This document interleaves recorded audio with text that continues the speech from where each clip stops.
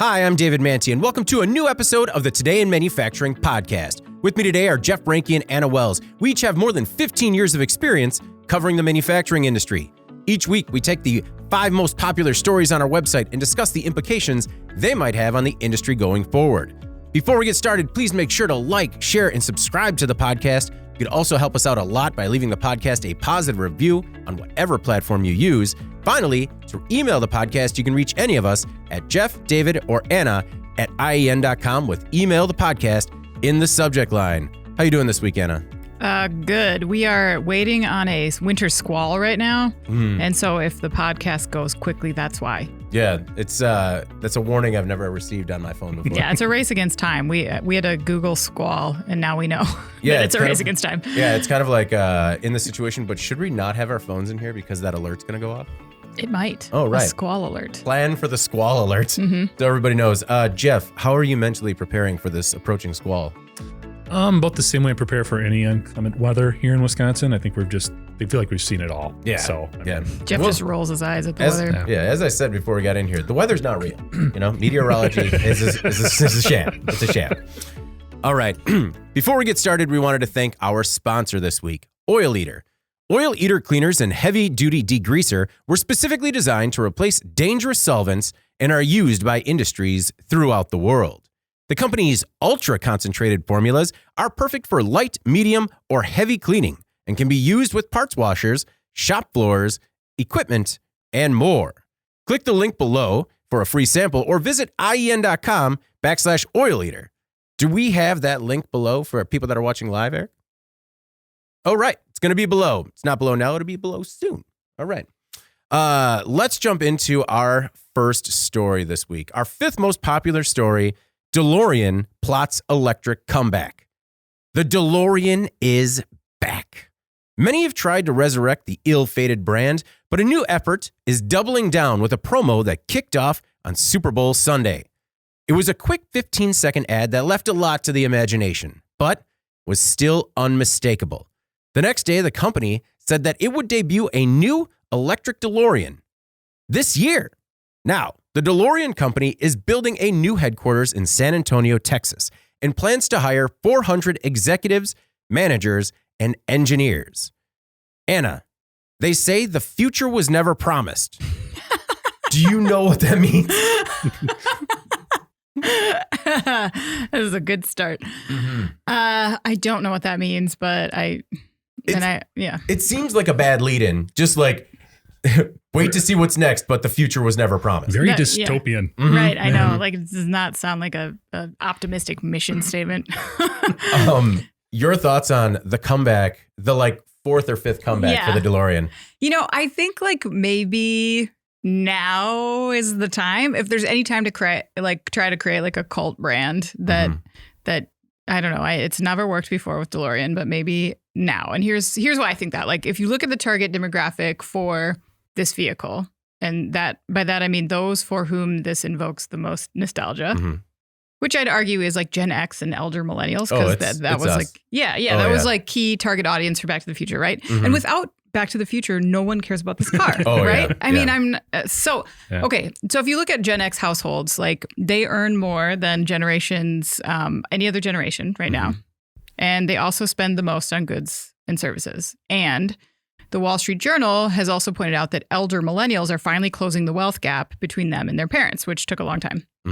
So while their parents were reaching some of the milestones earlier, like buying a house and stuff, elder millennials are kind of finally catching up to that stuff. Oh, okay.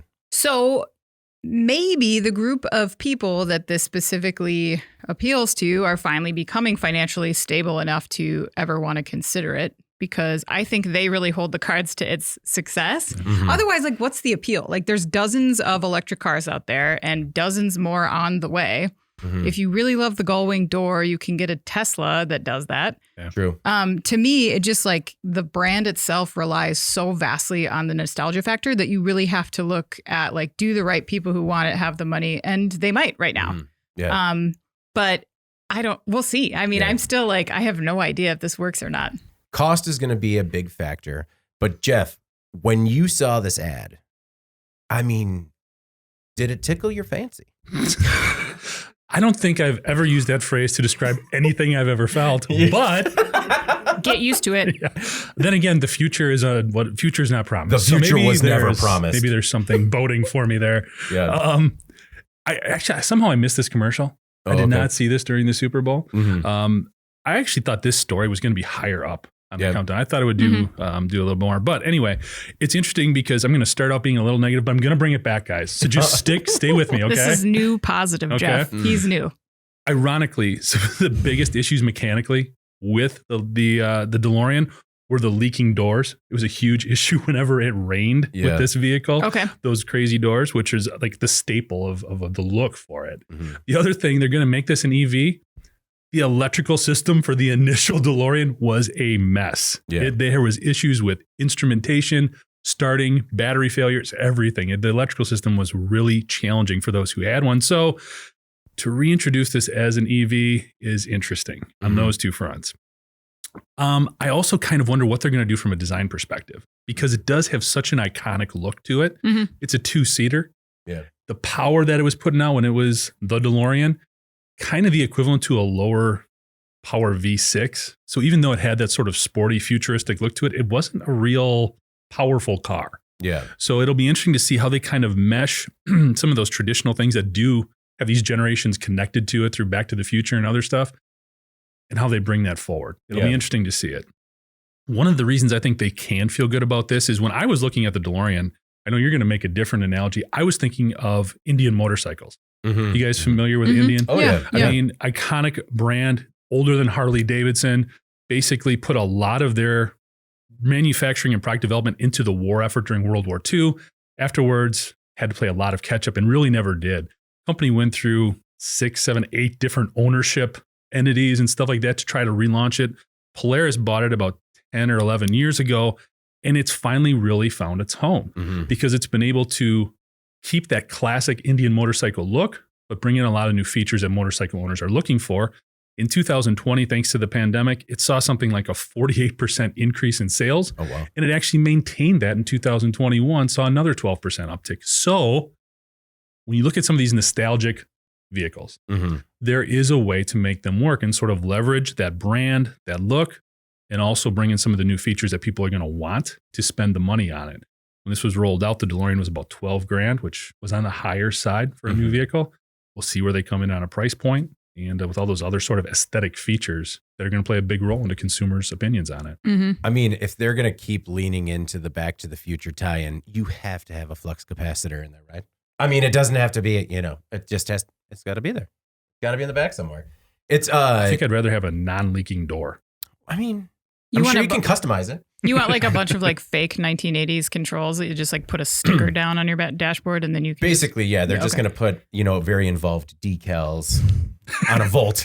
And I got to say, Indian Motorcycles has a special place in my heart because that was my mother's first motorcycle. It was the first motorcycle I ever rode.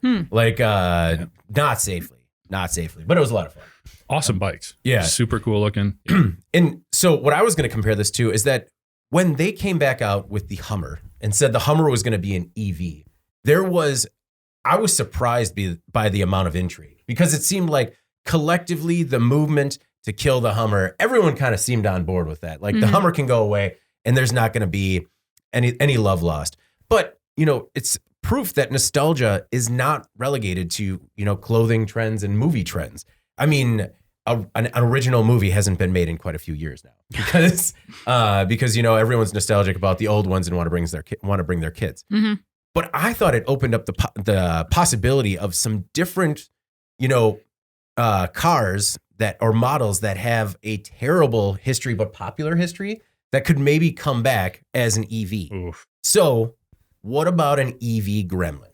No. Why not? Those are horrible. They were horrible, but so is the DeLorean. And people are just be like, now if you see it on the car, you're like, oh, yes. But there's like a general appreciation of the DeLorean or whatever it is from a social perspective. Have you ever talked to anybody who owned a Gremlin? Yeah. Nobody liked them. No, that's why I think there's a wheelhouse here with the like good, bad. So like I was thinking the Gremlin, maybe the Chevy Vega, maybe an EV Pinto, bring a Pinto back, or an EV Yugo. Now, an EV Yugo, that has Gen Z written all over it. All over it. Oh, those are some big swings, bro. You killed Positive Jeff. DeLorean's a big swing. This is a big swing. 5 minutes in. I mean, right now, DeLorean as a company is only selling aftermarket parts and, clothing. So Can we talk about the stuff on their site? Oh, yeah, please. Their merch. How much would you sell? How much would you pay for a DeLorean hooded sweatshirt? I would take it for free at a trade show. And if you check out DeLorean.com and look at the pricing on some of this stuff, like $125 for a hooded sweatshirt that says DeLorean on it. I mean, Premium brand. I guess that's interesting. Well, the reason I talk about the Back to the Future tie-in is because they lean on it with all of their marketing. That's what I'm saying. They have to. That's all they have. Yeah. So when I signed up to be notified when this new DeLorean is available, they sent me an email that says in all caps, "The future was never promised. Congratulations on joining the journey that is DeLorean." All caps. Over the next several months, you will have an amazing opportunity to be exposed to a curated history of where we've been and what we've been creating over the last 40 years, which I think is just hats and hoodies, and what the future holds for the next iconic DeLorean. Welcome to the future. You didn't give them any money, did you? No, not yet, but I plan to. I love the look of concern on your face. Like, what? David, no. Yeah. Don't get involved with these people. No, this is one of the good. Didn't you watch the documentaries? Yeah. Well, you talk about the manufacturing issues. Like, it's any decision that you could make poorly, they made. True. And it's just, so I think there is an alley here. If you can make a good car, tie in nostalgia, I think you can find a niche audience similar to the Indian motorcycle or the Hummer. Yeah, time will tell, but nothing's promised. Nothing is promised, but the EV gremlin's next. I'm going to put money on it. Don't put any money on anything. Yeah. Put your wallet down. I will take that bet. This is one of the I will take that bet. There will never be an EV version of any of those vehicles. All right. We're going to put it down right here. It's in stone. No, captured by time, but the future has no promises. That's right. This is one of the safe pre-orders where I can get my money back, not like those other ones. No, because the future was never promised. So they're going to just say like, right? Like when I asked for my money back, what did you expect? Yeah. The initial email said nothing was promised. It was in all caps. David. I thought you were a reader. All right. Our fourth most popular story this week. The worst truck bottleneck in America. On February 9th, the American Transportation Research Institute released its annual list of America's 100 most congested bottlenecks for trucks. The outfit uses GPS data from more than 1 million freight trucks to analyze congestion. Of course, it was in New Jersey. The ATRI declared that the I-95 and SR4 intersection in Fort Lee, New Jersey, to be the worst truck bottleneck in the U.S. for the fourth straight year. That stretch of roadway is a major logistics corridor in the ports of New York and New Jersey and general traffic in America's largest metropolitan area. Average speed here is 30 miles per hour, 22.4 during peak traffic. Jeff, Mike, who did this story, Mike Hockett, said this corridor looks like a clump of wet spaghetti. That may be the most accurate reporting Mike Hockett has ever performed. On target, Mike. That is dead nuts on. I mean, that is very accurate when you look at it. It's, this is the dynamic we're dealing with right now. More e-commerce growth. We've seen like 5 million more warehouses added to the U.S. landscape over the last 10 years. Mm-hmm. Well, you're going to need more semis to get products to these locations and from these locations. I think what this says to me is a lot of the things that we've been talking about in terms of drone technology, even urban chopper urban air mobility. Yeah. Mm-hmm. All those things could come into play here if we're looking to reduce congestion on the roads. Because even autonomous semi-travel, even as much as we try to do in terms of electric semis and all that to reduce the carbon footprint and the pollution of these vehicles, they're still going to be there and there's still going to be this congestion. When you talk about traveling 22 to 30 miles an hour, it's not like it's a scenic highway they're going down either. It is harsh, brutal driving. I feel bad for these guys who have to navigate that on a regular basis because that is a stressful, physically demanding type of route. Mm-hmm. The other thing that this got me thinking about is rail. Oh, yeah. I mean, at one point, we look in the early 70s, rail was handling over half of all cargo and freight in this country. That's slowly been chipped away at. Now we're at about 20% of everything that we ship is sent through the rail. And quite honestly, during the pandemic with fewer semi-drivers, which we've talked about before. Right. Increased congestion, like we're talking about here. There was a slight uptick in the use of rail and getting things from point A to point B.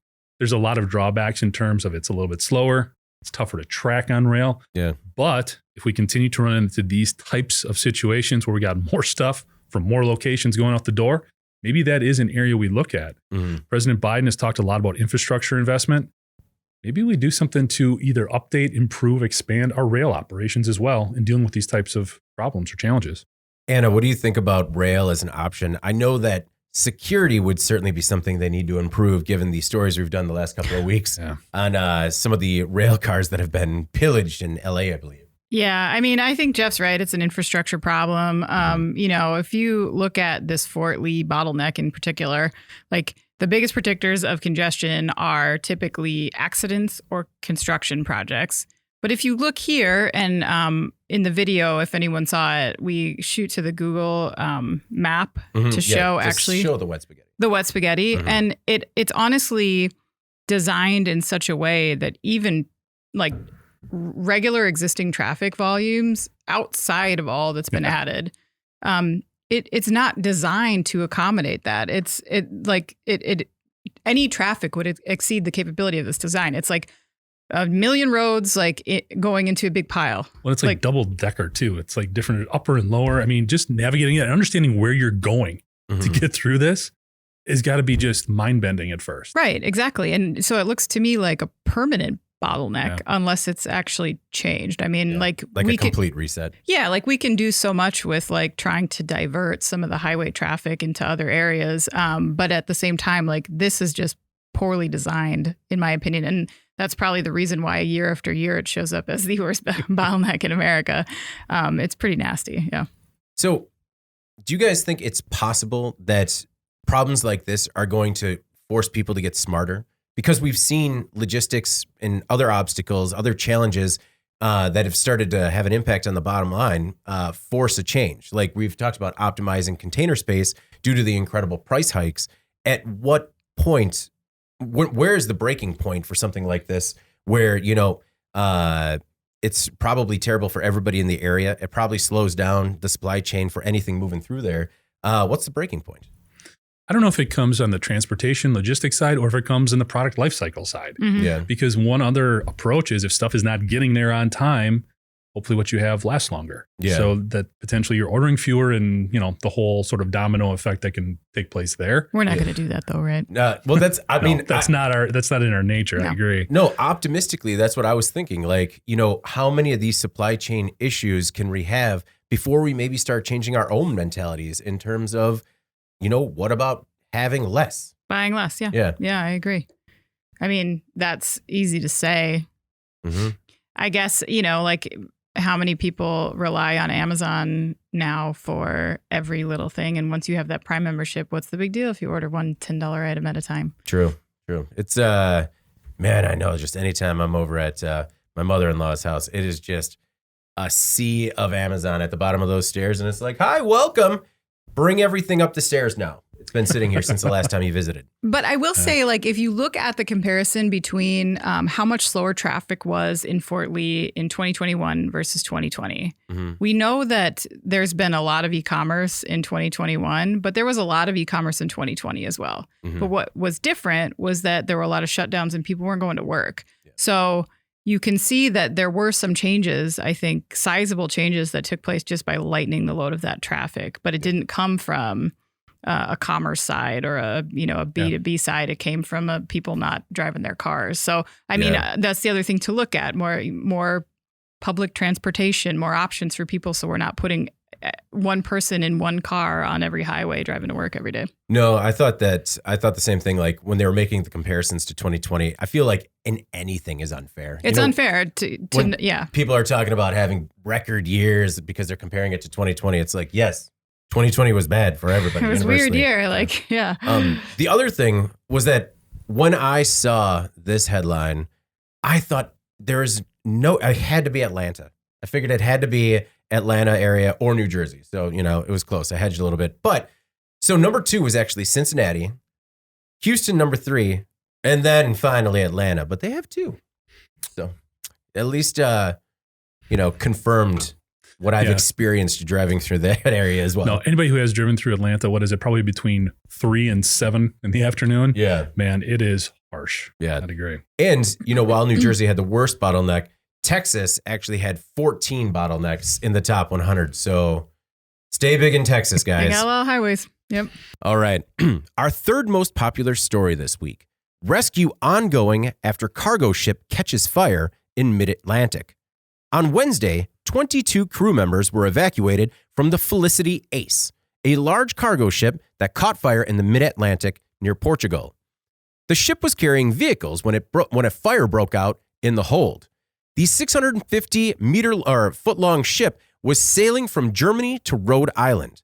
The fire has required an incredible amount of resources, including patrol boats, 4 merchant vessels, and Air Force aircraft, all from Portugal's military. Anna, the ship contained thousands of Porsches, Audis, and Lamborghinis. And in the words of the great Andy Zoll, hate to see it.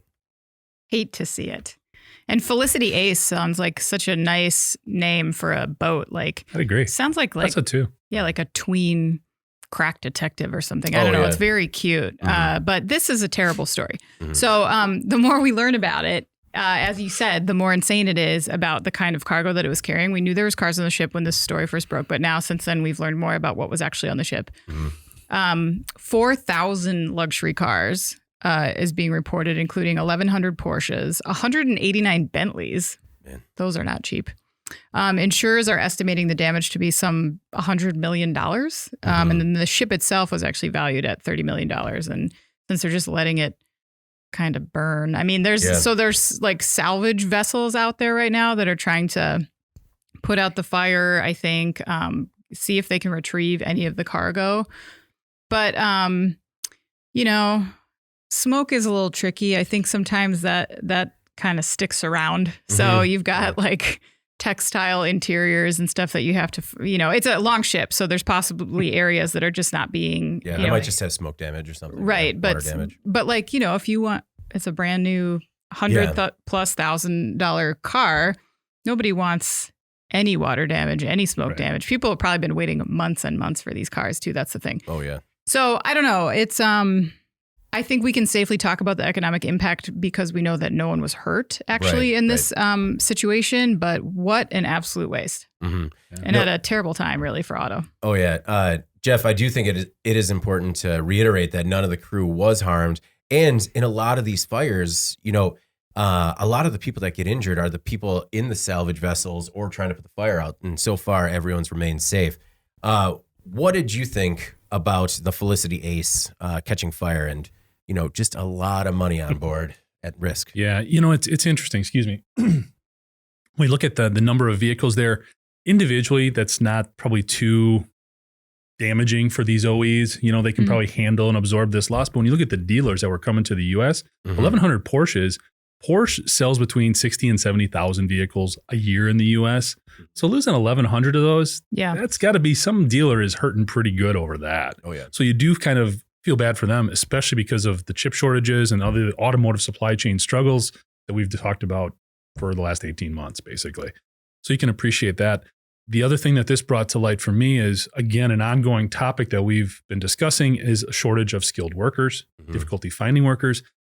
You don't want to point a finger. We don't know anything here, but we've talked about a lot of these sort of maritime safety incidents that have been occurring in sort of sync with the pandemic. And you have to wonder if there isn't something going on here where maybe either the crew wasn't optimally trained or wasn't fully staffed on this ship. So often it's exhaustion. So often it's exhaustion. And to pile on for those dealers, Porsche actually issued a statement that said, anyone concerned by this incident and the implications on the car they've ordered should contact their dealer. Just like, give them another headache to deal with. Yeah, right? just like, they'll deal with it. No worries. Anna, what I thought was crazy too, speaking about logistics, is that so the Felicity Ace is too large to be towed to the nearby islands, the Azores Islands, which is still, if they made it to the islands, those are still more than 900 miles away from the European mainland. Whoa. So, like, I'm not saying it's the worst place for this to be stranded, but it's pretty bad. Yeah. Pretty bad. I don't know. Maybe once everything sinks, they can make a new coral reef or something. Well, I mean, the thing that gave me a little perspective on the location is when they showed pictures from other vessels, how far off it was. Like, so this is obviously a huge, I don't know if shipping lane's the right term because it is such a huge area. Yeah. But not like they were next door. I mean, they were a ways off and they could still see what was going on. Yeah. And these were huge ships as well. So you know that this isn't like a tight space, I guess you could say. Yeah, they're out there in the middle of nowhere. Does this, I mean, I understand that a lot of these cars, no matter what, these premium automobiles, they can't be manufactured. They can only be manufactured so many places. But, you know, in 2019, this happened again. Like there were, 2,000 vehicles, a lot of them luxury Porsches that wound up at the bottom of the ocean because a cargo ship sunk. I mean, do you think that this could ever be something where maybe they think about bringing some of the manufacturing, onshore, or is that just wishful thinking? A brand like Volkswagen, absolutely. They've got plants here in the U.S. Porsche, man, I don't see that happening anytime soon. Yeah, those are big losses. It's a big loss, but insured, I guess. So yeah. So maybe a lot of discount Porsches coming out on the market, just like waterlogged models, soggy ones. Yeah. What does the Carfax say on that one? Like mild smoke damage. Yeah. Still smells like a container ship. What would you pay for a smoke damaged Porsche? What's the discount on that? At least as much as I'm going to pay for that DeLorean. Yeah, your sticker would gremlin be peeling off. Yeah. You can have 3 electric gremlins or 1 smoke damaged Porsche. Where are you going? Oh, the gremlins, because then it's for one, sure. And then I have 2 for the boys when they grow up. We have family gremlins. Oh, the Manties are here. And Carrie's got the electric Hummer. That's right. They always drive separately for some reason. Oh, we all know our personalities. All right. Our second most popular story this week. 243 workers reportedly terminated because plant's furnaces are worn out. A glass factory in Park Hills, Missouri is closing up shop, and 243 workers will be out of work at the end of next month. PGB Glass USA blamed the closure on the widespread difficulties facing many companies. However, a company spokesperson claims the closure is due to the plant's furnaces being, quote, worn out. Instead of paying to fix or replace them, the plant's parent company, which is based out of India, will close the facility. PGP makes fine glass for specialty liquor, beauty, pharmaceutical, and food applications. Anna, they just couldn't fix the furnace? Well, it's unclear, I think, how big an investment they are electing not to make here. Obviously, heat is like a key component in glass melting and shaping. So this is like key operational capital equipment. They could be looking at dozens of these furnaces. I don't know. I mean, it could be hundreds of thousands of dollars, multiple pieces, millions of dollars. Who knows, But obviously, there are other factors here. PCP has a backup plan for sure. They have another manufacturing plant in New Jersey, but they also have factories in India and Sri Lanka. And what's happening here is sort of mirroring what's happened in the glass industry over the last few decades, I guess. There's been a lot of offshoring. To kind of illustrate this decline, I found a New York Times article that pointed out that at the time the World Trade Center was being built, so the original towers of World Trade Center, everything was made in the USA glass. And then when they rebuilt that facility, the replacement building featured actually a lot of Chinese-made glass. And at the time, they quoted the chairman of the glass company, Guardian Industries, who's like big glass company, who had said, quote, "Those who are looking through the rearview mirror, waiting for the glass industry in this country to come back, should know it isn't going to come back." Oh, yeah. Harsh reality there. Harsh reality from the words of the glass industry leaders themselves. But so there are, I think, going to be other variables here that are obviously impacting lots of glass manufacturers, not just this one. So I think it's probably unfair to point the finger at this company and say they're owned by an Indian company, and so they are screwing us out of whatever. I mean, like there are other challenges facing this industry as a whole, for sure. Jeff, less fancy glass in Missouri. That's just a bummer. It is. And you feel bad for these folks who are losing their jobs, obviously. Not to be completely defending PGP Glass's decision, but these are investments of $500,000 or upwards when you're looking at these furnaces. These are expensive pieces of equipment. The workforce had been cut in half in recent years. So talking about a lot, just going back to what Anna was saying on a lot of fronts, the industry is declining. And this was unfortunately part of that process. I think a lot of the areas that they work in, not so much like specialty liquor, maybe beauty, but like pharmaceutical and food, there's a shift to a lot more plastics, good or bad, but it is less expensive and quicker to use those types of materials, as well as more recyclable materials like aluminum. So I can see some of the struggles that this company may have been dealing with. And it's unfortunate, but sort of just a part of the market. Part of me wonders if PGP reached out to the city at all before and tried to work out a deal in terms of like maybe getting some sort of tax credits or something to help pay for that investment. I wonder if that happens as much, because we see so much wheeling and dealing when we're trying to bring new manufacturers to town or poach them from other states. I wonder how much of that actually happens to try and keep a business like that. Happens a lot. Yeah. But I have no idea if that happened here. This is just for the rampant speculation part of the podcast. Just like, well, if I had to guess, they didn't. No. But you have to wonder too. I mean, this type of equipment is like the part of the infrastructure of the facility. Yeah. So when you're replacing or updating something like that, I don't know, maybe they could have just repaired it and fixed it, kept it in place. But if you got to pull it out and put something new in, you're going to be shut down for a while. But there could have been a lot of different factors that played into the decision, in addition to just the replacement cost. Now, when they notified the city, they said some of the right things. Like, we deeply regret and understand the uncertainty this action may cause to our valued employees. You love these letters. I do love these letters. And they said they're going to be offering severance packages. So these employees are not just going to be hopefully left out in the cold. But then they come out and say, we very much appreciate our employees' contributions and dedication to their jobs during this difficult period. And how they always try to word like, you're going to lose your job. We'll give you severance. Please keep working until we shut down because we need it. Like, please stay. Sorry. Just, they did a better job than some other companies, but it's just, I like how carefully worded it's, you guys are going to keep working, right? You've seen worse though, right? I've seen way worse. Yes. So you're better than most, PGP. Do you guys remember returnables, glass returnables? Yeah. And now, not that long later, can you imagine anyone doing that? I just feel like people. What's glass returnables?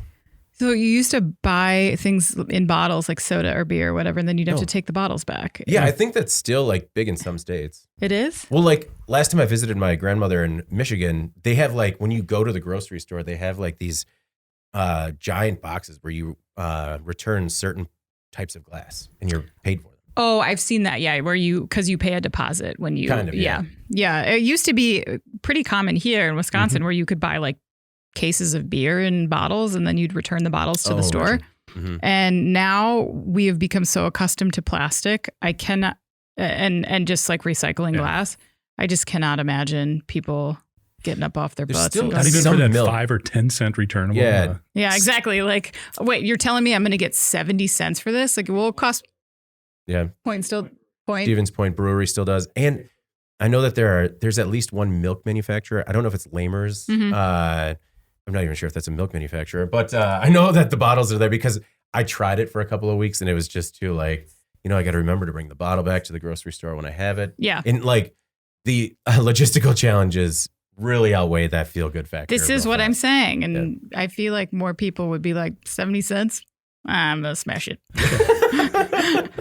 Well, we learned this from the Seinfeld episode, right? Yeah. Where Jerry and Seinfeld were taking all them from New York to Michigan to recycle everything. Oh, well, Kramer, right? In the postal. And the postal truck. Forgot about that one. Yeah. All right. Our most popular story this week. Execs flee EV startup. Is it a talent drain or the old cut and run? The old cut and run. This week, more executives left EV startup Canoo. Canoo gained an early foothold in the EV startup race with its unique designs, including, quote, lifestyle vehicles. It's trying to make a loft on wheels that has a 250-mile range with configurable interiors that feature wraparound back seats, better than average legroom, and a bubble-like cockpit.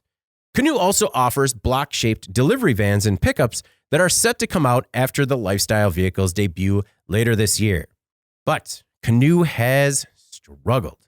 This year, the problems included the abrupt departure of the CEO, an SEC investigation, and ongoing volatility with its stock price.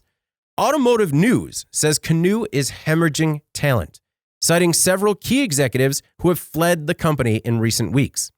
The vehicle program lead and the manager of software controls left, and the engineering pros that date back to the company's inception in 2017 are gone as well.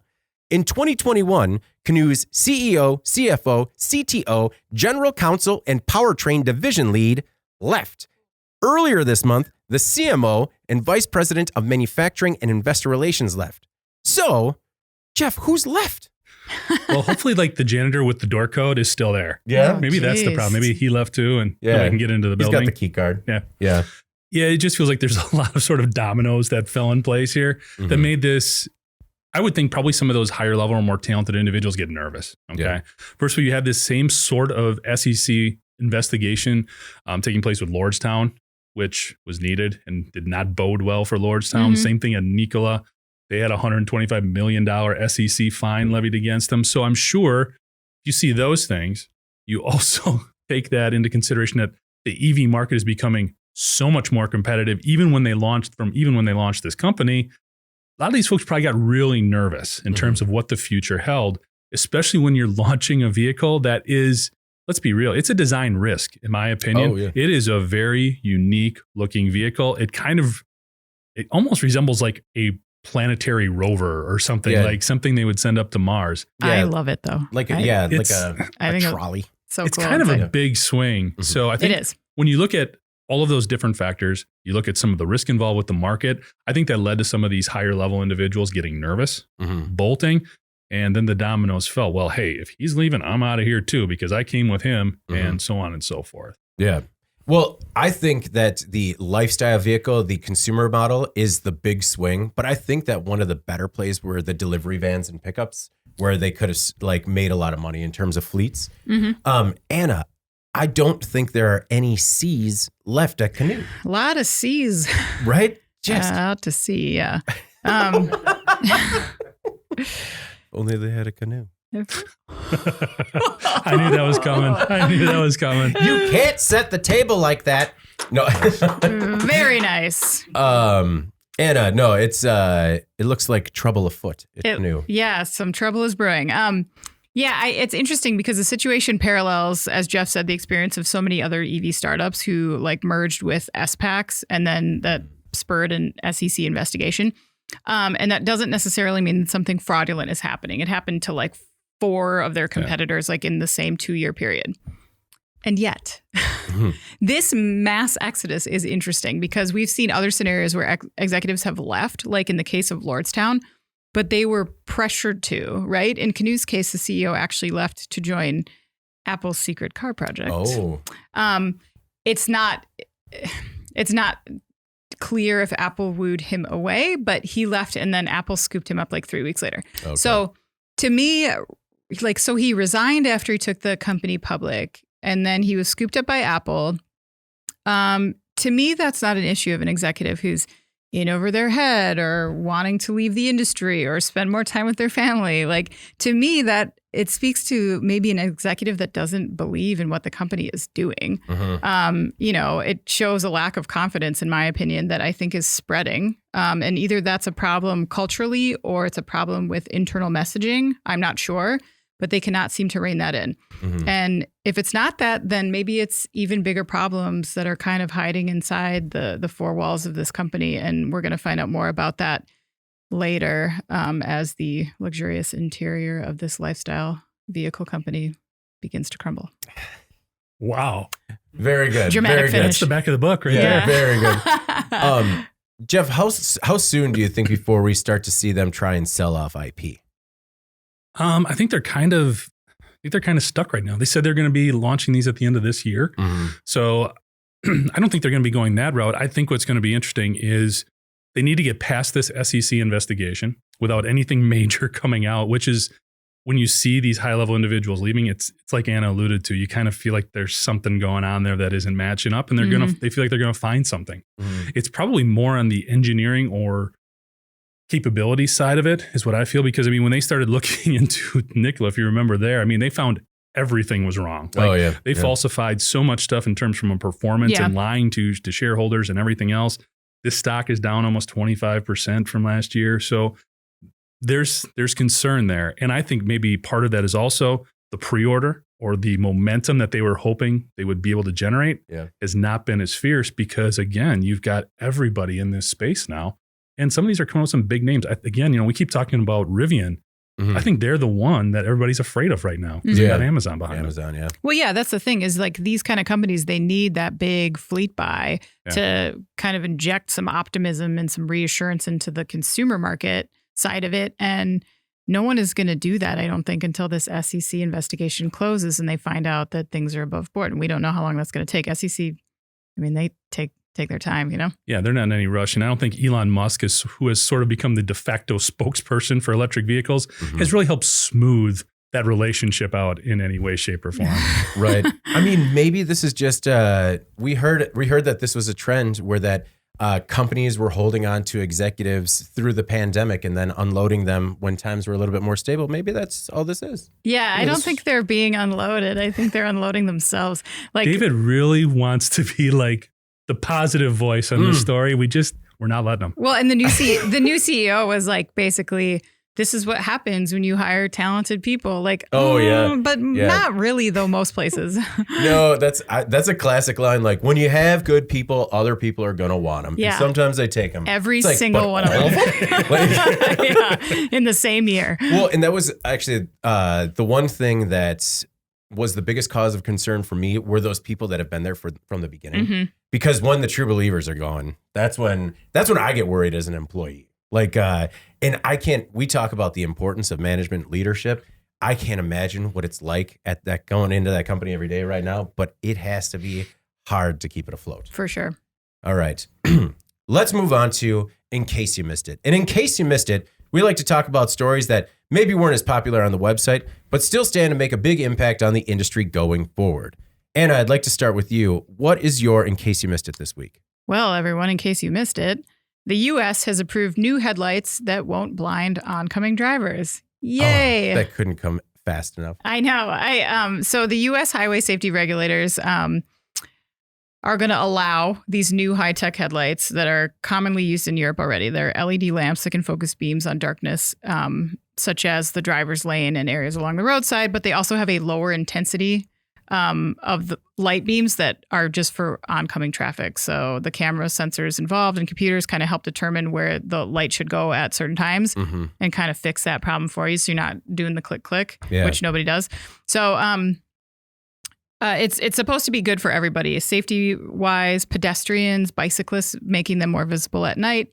It can help prevent crashes, they say, because it will better illuminate animals in the road, objects, any of that stuff. And the new rule is supported by the auto industry and comes as the safety agencies grapple with a dramatic rise in traffic deaths nationwide. So I'm bringing attention to this story because for once, everyone seems to be in agreement. And that so rarely happens that I thought we should probably like high five about it. And like, I don't know, it's great. I mean, like headlights that suck for everyone are being phased out. That's good news. The auto industry isn't crying for once, and that's all there is. I don't know. I like the story just because anything that can improve the intensity of headlights and how they work. I mean, we all have at least one relatively new vehicle. How many times are you flashed when you're driving at night? Like I am flashed, and that's one of the things with the new headlights is you can't do the click to flash them back. You know, like I get flashed all the time in the RAV. And I can't even flash them back. Like they're off. I can't because I can't hit them with the can't hit them with the brights because the sensor sees that they're there. And I'm like, no, but I want to blind them. Jeff, another thing that I was encouraged by was that, we run a lot of stories every day, but this is the one that an old colleague actually reached out and he was like, I'm blind in both eyes, mostly both eyes, but I have one good eye. And this is finally something that'll help me drive at night. And it just felt, oh, wow, that was a feel-good story. Yeah. If he's only got a half of a good eye, maybe shouldn't be driving. You don't tell him what to do, okay, Jeff. You don't tell him what to do. Yeah, we don't do that. He's his own man. No, good drive. And it's also these headlights will be more efficient. The lights inside use less energy, all that good stuff. So yeah, I mean, anybody who has driven at night, which oddly enough, like I can remember driving the first time at night coming out of like quarantine. I hadn't done that in probably 6 or 8 months. Yeah. And to finally get out there. So yeah, less distraction, easier to see what's going on. Definitely a good thing. Yeah. Well, yeah. Oh, Go sorry. ahead, please. I was just going to say, like, so right now we know that the data is telling us that people are getting worse at driving. Like driving right now is more dangerous than it's been in like a decade. And then also like headlights have really, as we see like automotive tech take off, headlights have really been left behind. And if you look at the way headlights are tested and how poorly most headlights actually perform on testing, in terms of like how they help drive visibility at night, there is a lot of room for improvement on headlights. Yeah. And so I'm glad that something's being done about this because this will make a difference. When you say that they're improving being able to see animals on the road, as a person that drives to the north woods of Wisconsin regularly, we can do better. Yeah. Yep. Yeah. All right. Jeff, what is your in case you missed it this week? So I picked a story with the headline, "Will alarms still work after 3G shuts down?" And it's not talking about specifically the alarm you might think on your phone or whatever else, although that will be impacted. It's also the number of other devices that it's becoming really scary still work off of these older cellular networks. Okay. Yeah.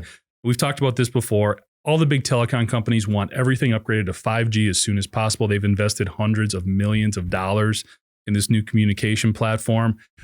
But the problem is that there's still a lot of old phones out there that still use these older 3G networks. Yeah. And they're starting to want to take them down.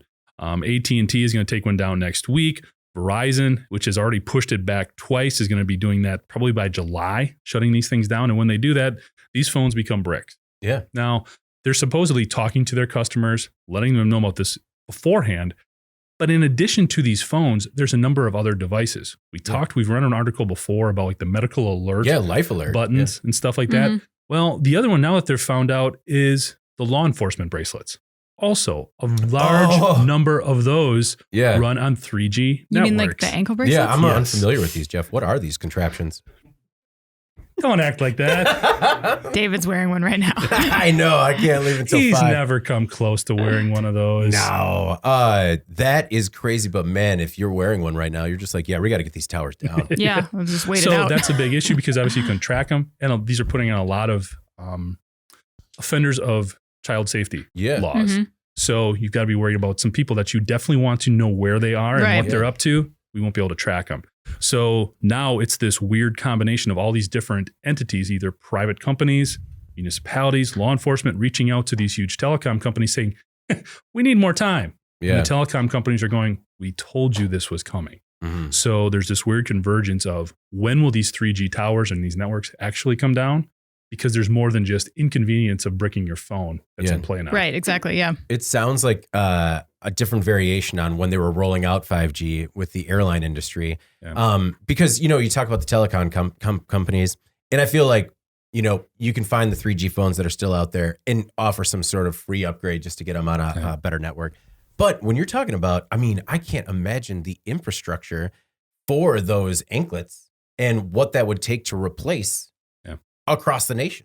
And I guess I'm sure, how much time did they have to do this? It's just, there's some comment in there about the slow pace of bureaucracy. You can point the finger at everybody. Yeah. Okay. The device manufacturers or the people managing these networks, they were all at fault here. They were not communicating because they all said, that's not my deal. That's on you to fix your device. The device folks are going saying, you need to tell us when this is going down and why does it have to go down to begin with? Why can't you just keep this up? Well, it's a cost of doing business. There's operating costs. They want to be more efficient and with using all of the money they've stuck in to the new network. Yeah. So. Anna, your thoughts on 3G going away?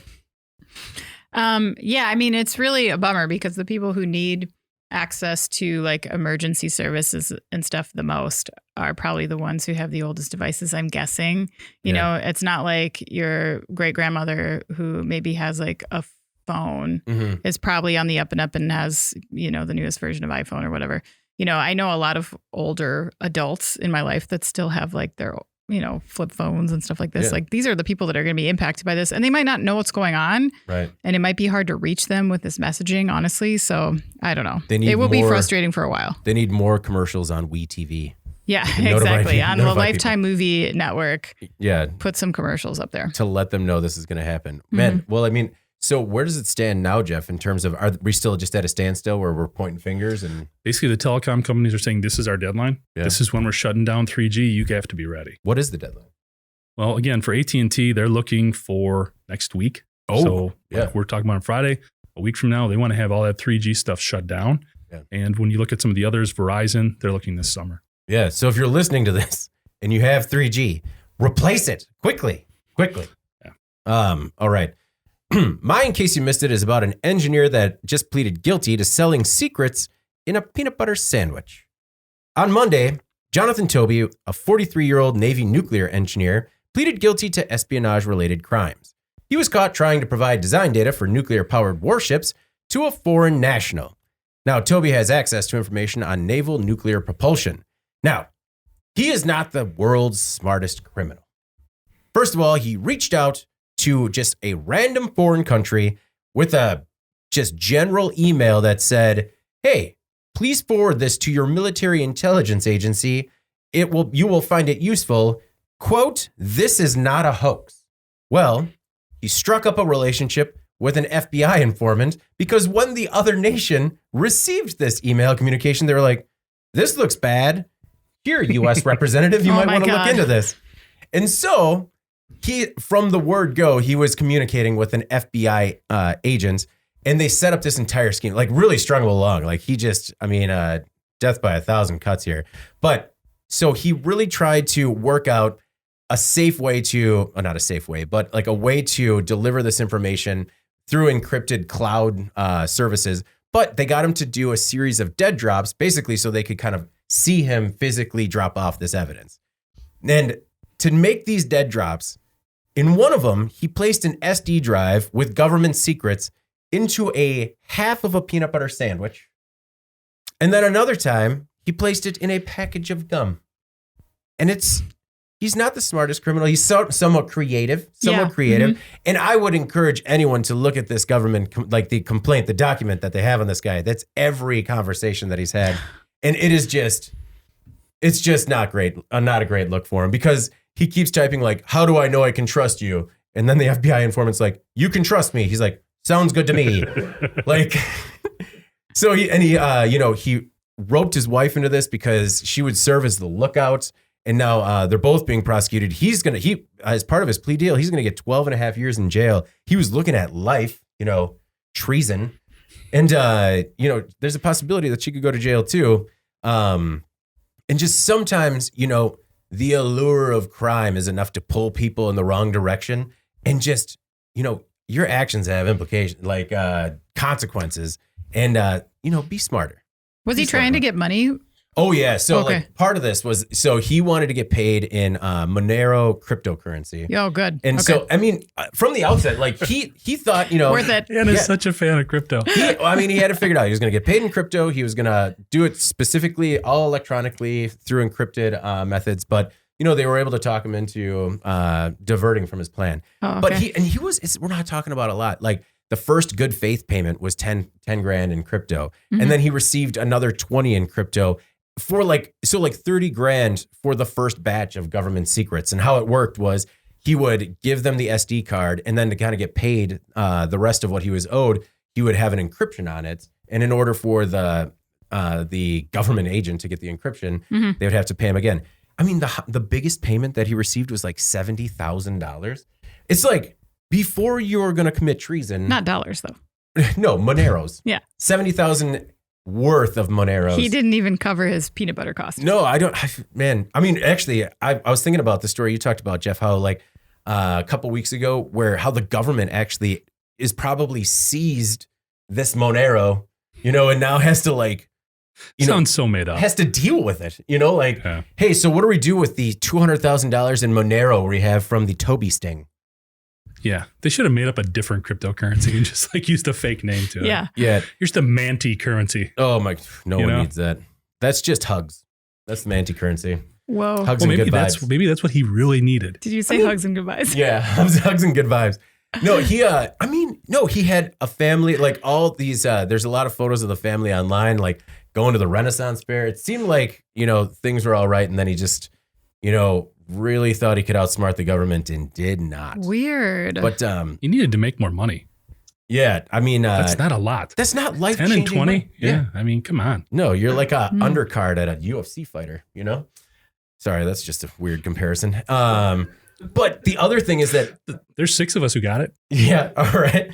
The other thing is that the family has these their social media accounts are still open, and people are just saying horrific things to them, just terrible things to them on their Instagram. Is just brutal, and it's like, man, good. I mean, I don't. No. Yeah. Oh, sorry, not him. It was towards the wife, and but I mean, granted, she's still going down for it, but it's like, man, take that stuff down. Just like that's going to be out there for your kids to see. I don't know. This entire thing is a mess, and the fact that he thought he was going to outsmart the government with a peanut butter sandwich just really got me.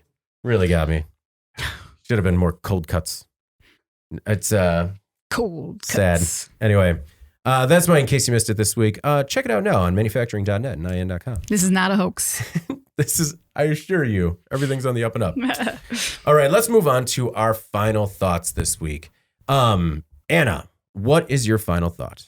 This is not it, but we are in a windowless room right now, and the squall could have overtaken us by now. Right? Do we know? We don't even know. What's going We on. haven't lost power. We haven't lost power, and we didn't get an alert on our phones. I was kind of like hoping that we would have this, where everything would fire, and we'd have to take a minute. Some sort of siren happened, and then Actually, as far as we know, we're fine. Yeah, with the number of fire alarms that normally go off in this building too, I'm surprised that's never happened on this podcast. And now that I've said that, it's going to happen. Sorry, guys.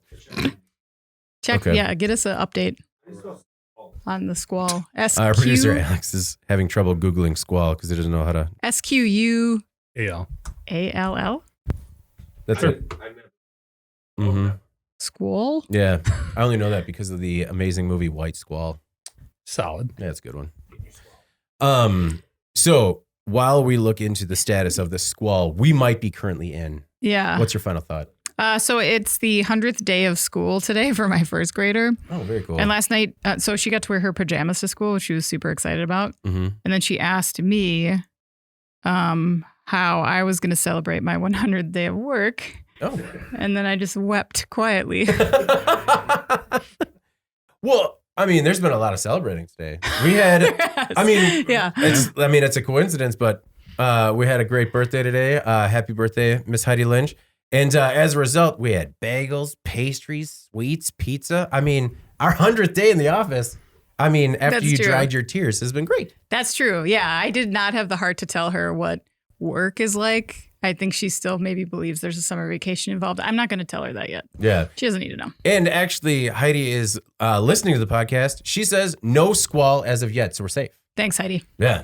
Thank you very much. My final thought this week is I wanted to talk about trade shows. We've been talking about the possibility of doing the podcast live. And so I wanted to put it out to the audience whether or not, A, that would be of any interest to you, and B, what trade shows you go to that, we might want to check out. I know that IMTS is coming up. There are a couple other trade shows in Anaheim. They're coming back a little bit. So I wanted to kind of pose the question to our viewers, readers, listeners, what trade shows you go to and whether or not the idea of seeing the podcast live is of any interest to you. Ooh, you could meet us, or you don't have to. If Yeah, you can. Yeah. We all know everyone wants to meet Anna. We get it. Yeah. Hey, how's it going? David will come to your house. I will drop off the t-shirts, personally, and then tell you where Anna is so you can talk to her. Very good. So let us know. Jeff, your final thoughts this week. Final thought, I'm just going to circle right to the trivia question. Sounds great. Okay. Let's get it. So we did have a tougher one this week. We were looking at the percentage or the number of fatal accidents and where they occur. Yeah. Okay. So did you guys have any guesses before? I'm going to say it was urban. Oh, this one. Yeah. Can you read it again? This is a tough one. So blank fatal accidents are more likely to occur in blank areas. So I'm going to say 75% urban areas. Ooh, I'm going to say 75% rural areas. Okay. So almost everybody got the second part right. Yeah. Which is definitely rural areas. Dang. Okay. So almost everyone else got that Yeah. right. Yeah, you are the only one who guessed urban. Yeah, no one Zip. falls into a silo in the middle of the city. Very David. good. Very good. Yeah. Okay. But the number we were looking for, we had 5/8. One person even wrote in 3/4, Yeah. 2/3. 2/3. 2/3 of all fatal accidents occur in rural. Wow, that's That is- crazy. So very, some great attempts, great feedback. Again, appreciate everybody who wrote in, but that was the exact answer. And So that no got one got it everybody. right? No, but we had some good comments. I didn't get his permission to read them on the air, but the one that you forwarded to me, he definitely deserves a t-shirt. Yeah. So we'll definitely get some of those out. And we're still working on getting maybe some snapback hats or something like that. Yeah. Working on yeah. the Some hats new and stuff. mugs. Yeah. Absolutely. Jeff, can we do any questions that are not about death? You know, Oh, Hannah, no. great segue. Oh, okay. I think I've got one for you. Is this just a maiming? No maiming. Okay. Good. No. Good. I'll work on that for next time. This is, however, the final trivia question coming from the Wagner product safety cards from 1988. Oh, We're gonna find some new Retire sources these? of Okay. stuff. thanks, Wagner Products. Yeah, they worked But- for it. Here is what we got for this week. Which mineral prevents or helps in the prevention of muscle cramps? Calcium, iron, or copper? What? Which mineral prevents or helps to prevent or helps in the event of cramps, muscle cramps? Is it calcium, iron, or copper? What's in cranberry juice? Cranberries. That is my favorite mineral. And water. Yeah. What? There's got to be other minerals in there. Those are fruits. Yeah, but those there's aren't minerals. fruits have minerals. I mean, in they're it. hard, but they're not a rock. Man, there's got to be a mineral in there. So, what's the mineral? If you get I have a cramped up? guess, but I'll keep it to I myself. have no guess. Calcium, There's only iron, 3 options. I think you can. copper. Yeah, you got you Yeah, one out of guess. 3 of your I was guesses. apparently the only one in the world that said urban. So You also said cranberry juice. yeah. Well, I mean, cramps, cranberry juice. Come on, let's go. It's got to be related. There's got to be iron in cranberry juice. I think What's that's in it. cranberry juice? Cranberries. And iron. You guys clearly aren't buying the same sort of infused like cranberry juices that I'm buying. No. Yeah. Something else. Yeah, no, it's actually infused with Do you know what cranberry a juice. It's great. cranberry is? Hmm? You're familiar with what a cranberry is? I am, yes, because I made some cranberry sauce from scratch this Thanksgiving and Did you- realized that it's all sugar. Did you use that, I don't know, with peanut butter? I did not On a use that with sandwich? peanut butter in a sandwich because I'm not a spy. Oh Hmm. man, I bet it would actually be good on a sandwich. I mean, I don't know about you, Anna, but I've heard you can do pretty much whatever with peanut butter. Yeah. Anything you want. Yeah, no. As a result of personal experience with having a picnic in which I, tried to match anything possible with a peanut butter sandwich because I don't like peanut butter and jelly, right? But peanut butter has a lot of great combinations out there, like hot Cheetos. I'm glad this is how we're wrapping up a podcast on manufacturing. Yeah. I This mean, is there's completely relevant. Peanut butter and hot Cheeto sandwich. The end. Yeah, there's a lot of options out there. That's all we're saying. And there's no further story to it at all. All right. Well, before we get out of here, I wanted to thank our sponsor once again, Oil Eater. Oil Eater cleaners and heavy-duty degreaser were specifically designed to replace dangerous solvents and are used by industries throughout the world. The company's ultra-concentrated formulas are perfect for light, medium, or heavy cleaning and can be used with parts, washers, shop floors, equipment, and more, even if they're covered in peanut butter. All right, click the link below for a free sample, or you can visit ien.com/oileater to get yourself a free sample from the Today in Manufacturing podcast. All right, before we get out of here, please make sure to like, share, and subscribe to the podcast. You can also email the podcast. You can reach us at Jeff, Anna, or David at ien.com with email the podcast in the subject line. Finally, make sure to subscribe to our daily and weekly newsletters to make sure you get the podcast in your inbox first. All right, for Jeff and Anna, I'm David Manti. This is the Today in Manufacturing podcast. We'll see you next week.